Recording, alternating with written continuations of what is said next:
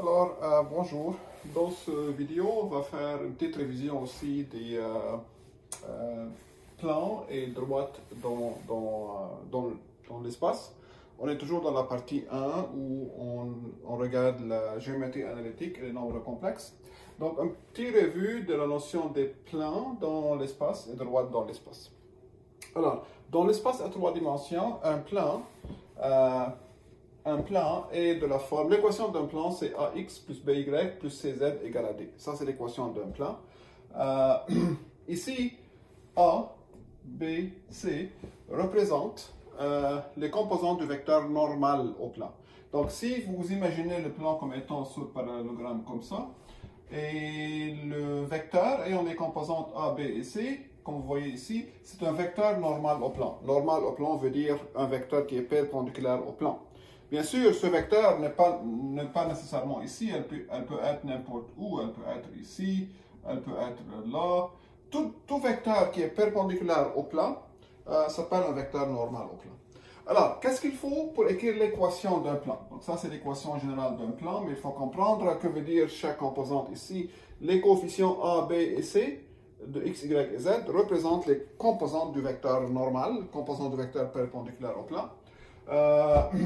Pour trouver l'équation d'un plan, qu'est-ce qu'il nous faut? Il nous faut un vecteur normal au plan, les composants du vecteur normal, puis un point dans le plan. N'importe quel point dans ce plan nous donne, ces deux choses nous donnent l'équation du plan. On va voir comment dans l'exemple. Maintenant, pour les droites, c'est un peu différent. Une droite est définie normalement, une droite dans l'espace, est définie normalement par 3 équations. Ça, c'est très fameux. On appelle ça les équations paramétriques d'une droite. Donc, une droite dans l'espace à 3 dimensions est définie par ces 3 équations paramétriques. Alors, que veut dire ces équations? Ici, dans ces équations, x égale at plus x0, donc le a, le b et le c, c'est-à-dire les coefficients de la variable de t dans ces équations, sont justement les composantes d'un vecteur directeur à la droite. Donc, que veut dire un vecteur directeur? Un vecteur directeur veut dire un vecteur qui est parallèle à la droite, qui a la même direction que la droite, n'importe quel vecteur. Donc, si ça, c'est notre droite ici, alors n'importe quel vecteur qui est parallèle à la droite, ça s'appelle un vecteur directeur. Donc, pour un plan, on parle d'un vecteur normal, et pour une droite, on parle d'un vecteur directeur. Directeur veut dire parallèle. Qu'est-ce qu'il nous faut? Donc, ça, c'est une façon de représenter une droite dans l'espace. Une autre façon, donc ça s'appelle les équations paramétriques. Une autre façon, c'est les deux égalités suivantes, les 3 fractions suivantes. Une ou l'autre, c'est une représentation d'une droite dans le plan. Alors, dans ces équations, A, B et C représentent les composants d'un vecteur directeur au plan, à la droite, et x0, y0, z0 représentent un point arbitraire sur la droite, un point quelconque sur la droite. Donc, pour écrire les équations paramétriques d'une droite, ou les équations scalaires, comme ça ou ça, il nous faut 2 choses. Il nous faut un vecteur directeur à la droite, et il nous faut un point sur la droite. Alors, exemple.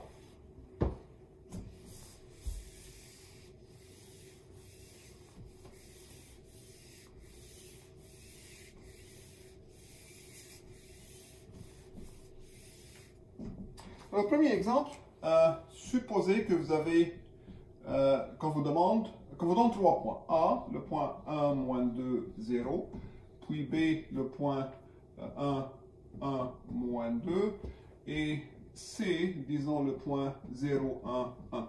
Donc, on vous donne 3 points, A, B et C, avec leurs coordonnées dans l'espace. On vous demande d'écrire l'équation du plan qui passe par ces 3 points.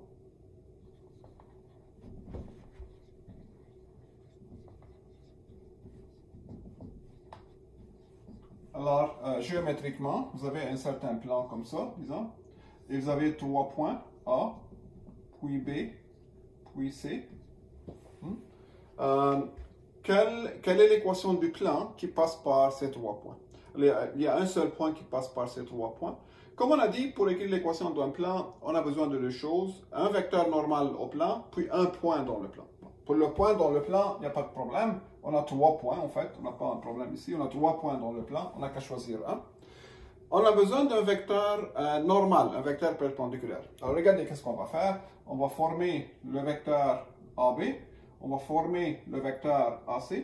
Alors, le vecteur AB, comme vous vous rappelez de leçon précédente, ça c'est l'extrémité moins origine, B moins A, c'est-à-dire 1 moins moins 1, 2, 1 moins 2 qui est moins 1, moins 2 moins 0 qui est moins 2. Et le vecteur AC, extrémité moins origine, donc C moins A.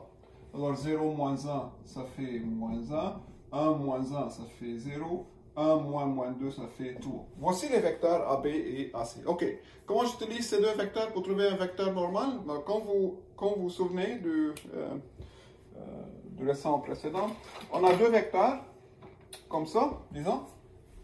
Deux vecteurs comme ça, AB et AC. Comment je trouve le vecteur normal à leur plan? Ce sont deux vecteurs qui ne sont pas parallèles. Alors là, je trouve leur produit vectoriel. Le produit vectoriel, une propriété importante du produit vectoriel, c'est que le vecteur qu'on obtient par le produit vectoriel nous donne un vecteur qui est perpendiculaire au plan formé par ces deux vecteurs. Donc ici, pour trouver le plan, ou bien le vecteur normal à ce plan, on n'a qu'à faire le produit vectoriel de AB et de AC. Je vous rappelle comment je le fais. C'est un déterminant à 3. Donc I, puis J, puis K. Ici, on écrit les composantes du vecteur AB, c'est-à-dire 2, moins 1, moins 2. À la fin, j'écris les composantes du vecteur AC, qui est comme ça. Et je calcule ce petit déterminant. Là, je trouve moins 3. Ensuite, je cache ça. Avec ça, je trouve 6, moins 2. 6 moins 2 qui est 4, mais n'oubliez pas que je multiplie ma réponse par moins, donc j'obtiens moins 4.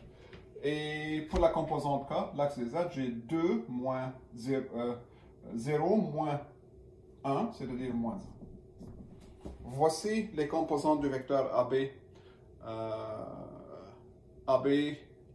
fois AC. Ça, c'est le vecteur normal. Donc, je connais le vecteur normal. Alors là, l'équation du plan s'écrit comme ça. Moins 3x, moins 4y, plus z, plus cz égale à d. Rappelez-vous de l'équation d'un plan, ax plus by plus cz égale à d. Je connais AB, C. Je les écris comme ça. Il nous reste à trouver la valeur de d. C'est pourquoi on a besoin d'un point dans le plan. Alors choisissez n'importe quel point. Choisissez le plus simple, disons C. Le point C appartient à ce plan. C'est-à-dire, les coordonnées de point C satisfont l'équation du plan. C'est-à-dire, lorsque j'emplace x par 0, l'abscisse de C, moins 4 fois y, qui est 1, plus moins z, qui est 1, tout ceci doit être égal à d. Le point C se trouve dans le plan, donc les coordonnées de C satisfont l'équation du plan. Alors ça c'est 0, ça c'est moins 5, donc d égale à moins 5. Ça c'est 0 et ça c'est moins 5. Donc voici l'équation du plan. Moins 4x, moins 4y, moins z égale à moins 5. Ça c'est l'équation du plan. Bien sûr, je multiplie toute l'équation par un signe moins pour que ça a l'allure un peu plus souple. Donc l'une ou l'autre, c'est la même chose. Donc ça c'est l'équation du plan qui passe par les trois points A, B, C dans ce cas. Je trouve vecteur AB.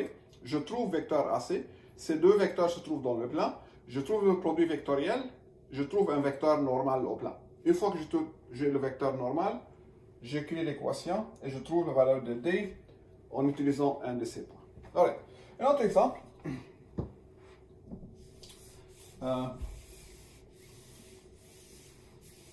C'est très rare qu'on va utiliser les équations scalaires d'une droite, on utilise trop souvent, la majorité du temps, les équations caractéristiques d'une droite. Donc, ici, trouvez les équations paramétriques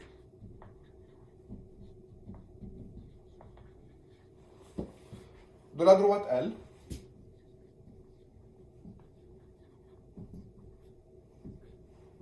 cette droite passe par les deux points. Je vous donne deux points, moins 1, 0, 1, et le point B, 2, 1, 3. Okay? Donc, vous avez une droite qui passe par deux points, A et B. le point A, je le connais, le point B, je le connais. Il faut écrire les équations paramétriques de cette droite. Alors, pour écrire les équations de droite, on a besoin de deux choses, un vecteur directeur de la droite, un vecteur parallèle, puis un point. Bon, un point sur la droite. On a deux points sur la droite, donc ça, c'est pas un problème. Trouver un vecteur directeur, la chose la plus simple à faire, c'est d'écrire les composants du vecteur AB. Le vecteur AB, c'est un vecteur directeur de la droite, c'est un vecteur qui est la même direction que la droite. Donc je forme le vecteur AB, extrémité moins origine, donc je trouve 3, 2 moins 1, ensuite 1 moins 0, ensuite 3 moins 1 qui est 2. Ça, c'est le vecteur directeur.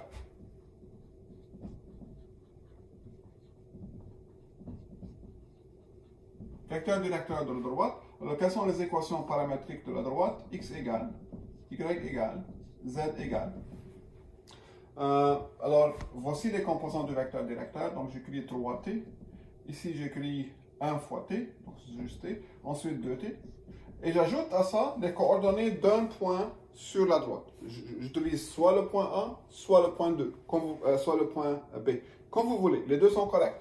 Donc, je vais utiliser le point B. J'écris ici plus 2, plus 1 et plus 3. Alright? Donc, voici les équations paramétriques de cette droite. Un autre exemple.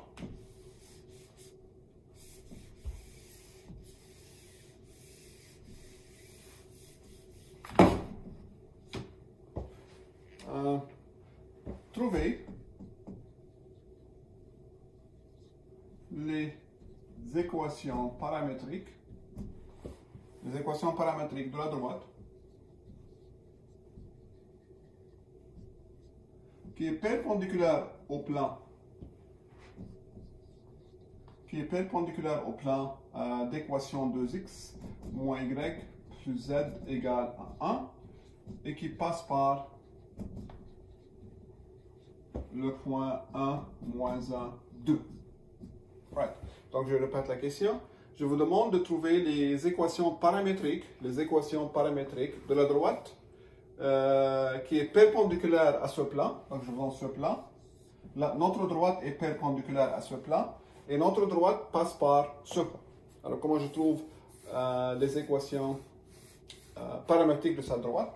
Donc, qu'est-ce qu'on a ici? On a un certain plan. On vous donne l'équation de ce plan. Et je sais que ma droite, voici ma droite. Donc ici, si vous voulez pointiller comme ça, ma droite est perpendiculaire au plan. Elle est perpendiculaire au plan et elle passe par ce point. Le point A, 1, moins 1, 2. Comme ça. Alors, quelles sont les équations paramétriques de cette droite?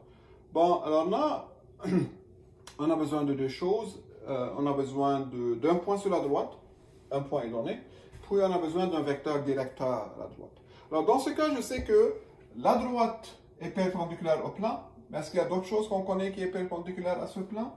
Oui, le vecteur normal, 2, moins 1, 1. Donc ce vecteur, 2, moins 1, 1, qui est normal au plan, c'est un vecteur normal au plan. Comme la droite est aussi perpendiculaire au plan, le vecteur n est parallèle à la droite L.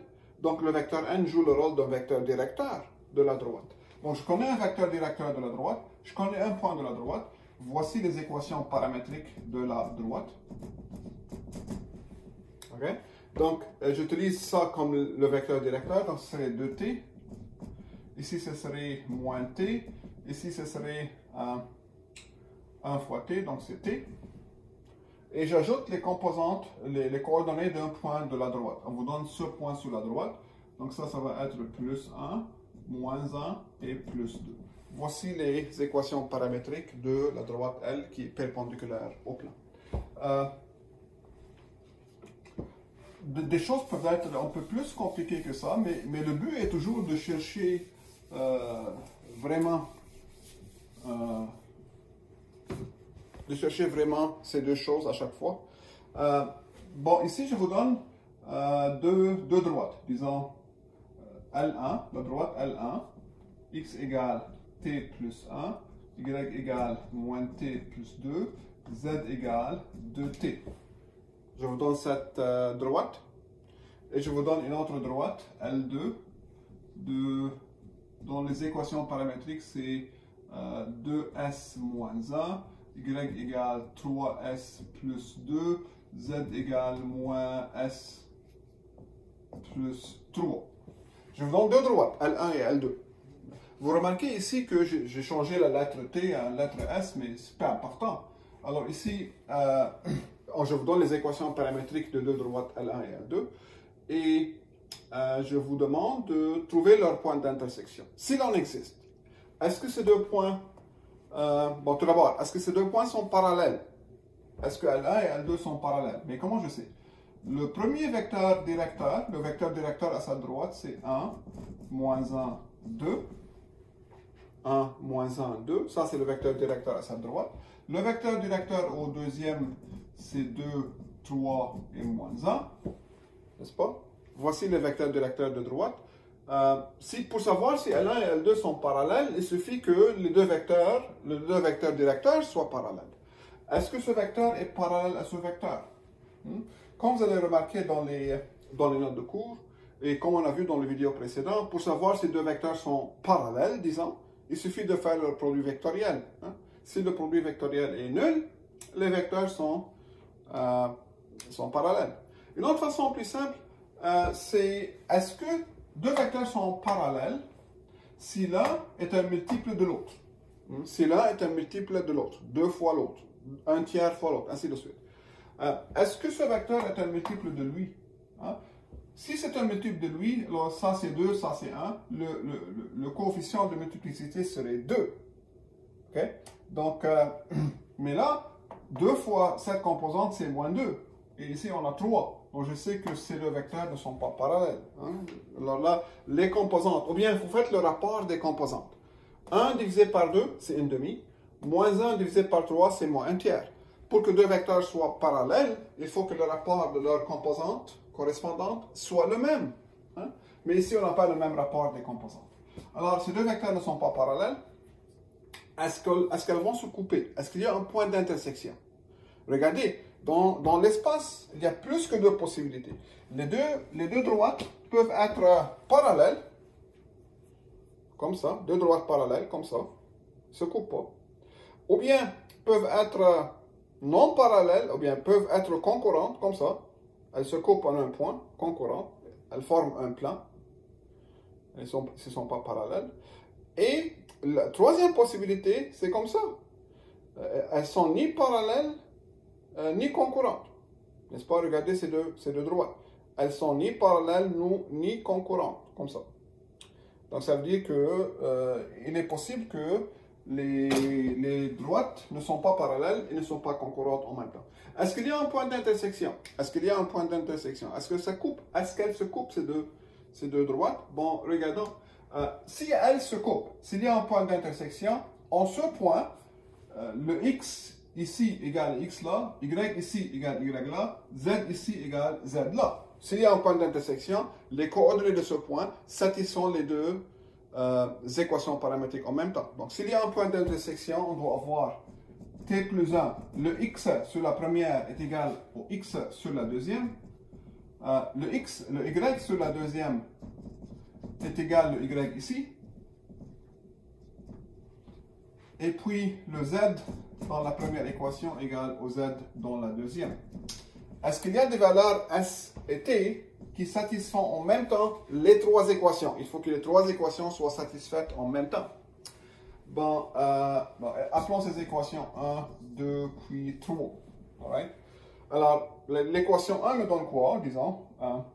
L'équation 1 me donne que, si je simplifie, t égale à ramener le 1 de l'autre côté, 2s moins 2. Je vais ramener le 1 de l'autre côté. Alors, remplacer dans l'équation 2, remplacer t par cette valeur dans l'équation 2. Donc, moins t devient moins 2s plus 2. Et plus 2 égale 3s plus 2. Et si je résout pour s, je trouve ici, j'amène le s de l'autre côté, donc je trouve 5s égale à 2. Donc S égale 2 cinquièmes. S égale 2 cinquièmes. Donc je travaillais seulement avec les deux premières équations. J'ai tiré T de la première équation et j'ai remplacé T par sa valeur dans la deuxième. Donc de la première, T égale à 2S moins 2. Je remplace T par 2S moins 2 dans la deuxième. J'obtiens ça. Donc, alors ça veut dire que S égale à 2 cinquièmes. Mais si S égale à 2 cinquièmes, T égale à quoi? Donc ici, T égale à combien? Revenez ici. T égale 2S moins 2. Donc ce serait 2 fois ça, 4 cinquièmes moins 2. Alors là, ce serait 4 moins 10, ce serait moins 6 cinquièmes. Ok, donc ça c'est la valeur de T. Ça c'est la valeur de S. Mais faites attention, on a travaillé seulement l'équation 1 et l'équation 2 pour tirer S et T. S'il y a un point d'intersection, les trois équations doivent être satisfaites en même temps. Pas juste les deux. On a juste utilisé les deux. Maintenant, pour les deux valeurs, S égale 2 cinquièmes, T égale moins 6 cinquièmes, est-ce que la troisième équation est satisfaite? Alors, je remplace dans la troisième. Qu'est-ce que j'obtiens? Remplacer dans la troisième équation, qu'est-ce qu'on obtient? Alors, la troisième équation devient, côté gauche, ce serait 2S. 2S, ça veut dire 4 cinquièmes. Côté droite, ce serait, c'est 2T, excusez, c'est 2T. Donc ici, 2T, ce serait moins 12 cinquièmes. Et côté droite, ce serait moins 2 cinquièmes et plus 3, qui donne 13 cinquièmes. Alright? Donc, ça et ça, c'est pas la même chose. Côté gauche n'est pas la même chose côté droite. Donc, il n'y a pas des valeurs de S et T qui satisfont les trois équations en même temps. Hein? Donc, ce système n'a pas de solution. Alors, les deux droites ne sont pas concurrentes. Hein? Pour que les deux droites soient concurrentes, il faut que les trois équations soient satisfaites en même temps pour les valeurs de S et T. Il n'y en a pas. Donc, j'ai utilisé les deux premières équations. J'ai trouvé une valeur de S, une valeur de T. Il faut que la troisième équation soit satisfaite. Elle n'est pas pour ces valeurs. J'aurais pu utiliser la première et la troisième tout d'abord, trouver S et T, remplacer dans la deuxième pour vérifier aussi la même chose. Donc, ces deux droites, on appelle ces deux droites des droites gauches. C'est-à-dire, elles sont ni concurrentes et ni parallèles. Elles sont deux droites gauches. Et finalement, peut-être un autre exemple ici.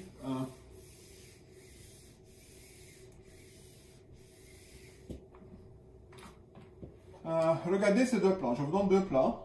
X moins 2y moins z égale 0. 2x plus z égale à 1. Je vous donne deux plans. Alright?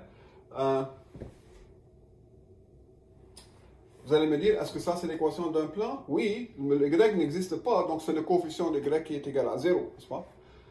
Donc je vous donne deux plans ici donnés par leurs équations et je vous demande de trouver ces deux droites, ou bien ces deux plans se coupent en un plan. Okay? Donc vous avez deux droites, deux plans. Ces deux plans, ils vont se couper selon une droite. Imaginez ça c'est un plan, ça c'est un deuxième plan. Et ces deux plans-là se coupent comme ça en une droite. Ça, c'est la droite où les deux plans, l'intersection de ces deux plans. Est-ce que tout d'abord, ces deux plans sont parallèles? Alors là, le vecteur normal au premier, c'est 1, moins 2 et moins 1. Le vecteur normal au deuxième, c'est 2, 0 et 1. La composante de y, c'est 0. Voici les deux vecteurs normaux au plan. Est-ce que ces deux vecteurs sont parallèles? Est-ce que ces deux vecteurs sont parallèles? Regardez les composantes. Bien sûr, le rapport des composantes n'est pas le même, c'est-à-dire ces deux vecteurs ne sont pas parallèles, et par suite, ces deux plans ne sont pas parallèles. Regardez, deux plans sont parallèles si et seulement si leurs vecteurs normaux sont parallèles. Imaginez deux plans parallèles comme ça, n'est-ce pas? Le vecteur normal au premier, le vecteur normal au deuxième doivent être aussi parallèles. Ces deux vecteurs normaux ne sont pas parallèles, donc les deux plans ne sont pas parallèles. Bon, elles vont se couper selon une droite. Comment je trouve les équations paramétriques de cette droite? Alors, qu'est-ce qui se passe ici? Imaginez les deux plans qui se coupent et deux plans qui se coupent comme ça selon une droite. Selon une droite, comme ça. Qu'est-ce que je peux dire de cette droite d'intersection? Donc, je parle de la droite d'intersection de ces deux plans ici. Alright? Le vecteur normal au premier. Alors, le vecteur normal au premier plan, il est comme ça. Donc, il est perpendiculaire à cette droite. Le vecteur normal au deuxième plan, ça c'est le deuxième plan. Le vecteur normal comme ça, il est perpendiculaire à la droite d'intersection aussi. Il est perpendiculaire à n'importe quelle droite dans le plan. Donc, en particulier, il est perpendiculaire à la droite d'intersection. N'est-ce pas? Donc, la droite d'intersection de ces deux plans, c'est une droite L, qui est perpendiculaire en même temps au vecteur L1, et elle est perpendiculaire en même temps au vecteur normal N2.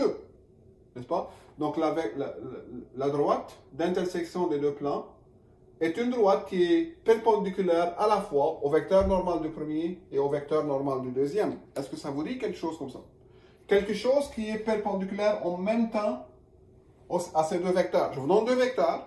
Qu'est-ce qui est normal en même temps? Qu'est-ce qui est perpendiculaire en même temps à ces deux vecteurs? Bon, c'est leur produit vectoriel. N'est-ce pas? Donc, la droite L est alors parallèle au produit vectoriel de ces deux vecteurs. Alors, à chaque fois que vous travaillez un exemple comme ça, vous avez deux plans et vous voulez trouver l'intersection de ces deux plans, la droite d'intersection. Tout ce que vous avez à faire, c'est trouver le produit vectoriel des vecteurs normaux. Le produit vectoriel vous donne un vecteur parallèle à la droite, c'est-à-dire un vecteur directeur de la droite. Donc, faisons le produit vectoriel N1 fois N2. Donc, c'est I, J, puis K. N1, c'est le vecteur 1, moins 2, moins 1. N2, c'est le vecteur 2, 0 et 1. Alors, qu'est-ce que je trouve? Moins 2 fois 1, c'est moins 2, donc c'est moins 2. Ensuite, la composante au milieu, ce serait 1, moins 2, ce serait 3. Mais n'oubliez pas qu'il faut multiplier par un signe moins. Et la composante selon K, ce serait 0. Moins 4, ce serait 4. Ce vecteur est un vecteur directeur de la droite L. Donc, j'ai trouvé un vecteur directeur. Qu'est-ce qu'il nous manque pour écrire les équations de L? Il nous manque un point sur la droite. Alright? Donc, ça, c'est le vecteur directeur, le vecteur V qui est moins 2, moins 3 et 4. Ça, c'est le vecteur directeur. Je connais un vecteur directeur. Normalement, c'est la partie difficile. Il me reste à trouver un point commun. Un point sur la droite. Mais qu'est-ce que c'est qu'un point sur la droite? La droite est la droite d'intersection de ces deux plans. Right? Donc, un point sur cette droite, c'est un point à la fois au premier plan et au deuxième plan. C'est un point qui satisfait les deux équations en même temps. Alright? Il y a une infinité de ces points. Comment il nous faut un seul point? Comment je le trouve? Bon, regardez.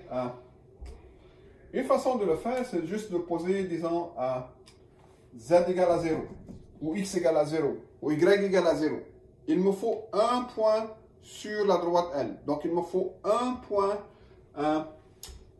qui satisfait les deux équations. J'ai posé z égale à 0 pour simplifier. J'aurais pu dire x égale à 0 ou y égale à 0, comme vous voulez. Remplacez z par 0, la première équation devient x moins 2y égale à 0, parce que z est 0. La deuxième devient 2x égale à 1, parce que z égale à 0. Donc là, ça me donne x égale à 1,5. Et la première donne y égale x sur 2, donc 1 quart. Donc quel est le point qui se trouve dans les deux plans ayant z égale à 0? C'est le point 1,5, 1 quart et puis 0. Voici un point qui se trouve en même temps au premier plan et dans le deuxième plan. Donc c'est un point qui se trouve sur la droite d'intersection, parce qu'il est commun de deux plans. Et ce qui est commun à deux plans, c'est la droite L.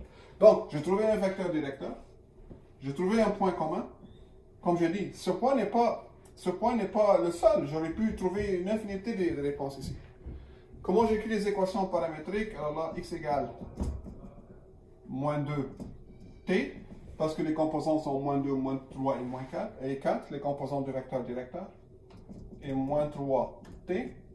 Ensuite, z égale à 4t, et j'ajoute les composantes ici, plus 1,5. plus 1 quart et plus 0. Voici les équations paramétriques de la droite qui passent par ces deux. La droite, elle, qui est intersection de ces deux plans.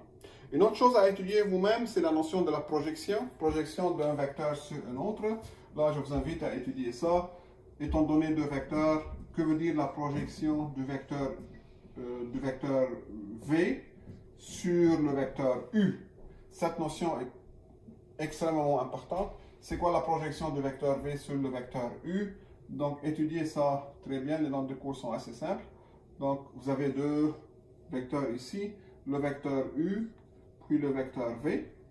On peut les commencer par le même point. S'ils ne sont pas au même point, on peut toujours les ramener au même point ici. Quel est le vecteur, la projection du vecteur V sur le vecteur U? Alors là, je prends ce point. Je le projette perpendiculairement sur la direction de U. Et alors, on parle de ce vecteur. Ce vecteur ici s'appelle la projection orthogonale du vecteur V sur le vecteur U. OK? Alors, j'ai montré dans les notes de cours une formule pour la projection. Vous n'avez pas à vraiment mémoriser la preuve, mais il y a une formule. La projection du vecteur U sur le vecteur V est donnée par cette formule. C'est U fois V, le produit scalaire U fois V, divisé par V scalaire V, ensuite multiplié par le vecteur V. OK?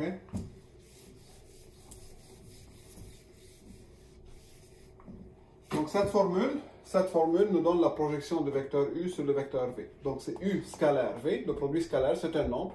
V scalaire V, ça c'est un nombre. Donc tout ceci c'est un chiffre, c'est un nombre que je multiplie par le vecteur V. Alors par exemple, si je vous donne le vecteur U comme étant 1, moins 3, 1, V comme étant le vecteur 1, 2, moins 1, quel est le vecteur projection de U sur V? Quel est ce vecteur de projection? Alors, ce serait U fois V. Je vais l'écrire. 1, moins 3, 1. Scalaire 1, 2, moins 1. Le tout divisé par V scalaire lui-même. Et n'oubliez pas, les gens oublient souvent d'inclure ici le vecteur V. Donc, 1, 2, moins 1. Maintenant, il faut calculer ce scalaire. Vous vous rappelez comment calculer le produit scalaire de deux vecteurs? Ça, ce n'est pas le produit vectoriel, c'est le produit scalaire. Donc, 1 fois 1 qui est 1, moins 6, moins 5, 1 moins 6, moins 5, moins 1, moins 6, divisé par, ici, ce serait 1 plus 4 plus 1, 6. Le produit scalaire ici, c'est 1 plus 4 plus 1, et 1, 2, moins 1. Donc ça me donne, ça c'est moins 1, donc ça me donne le vecteur moins 1, moins 2, 1. OK? Donc ça c'est la notion de la projection orthogonale d'un vecteur sur un autre que je vous invite à étudier bien et à savoir les propriétés.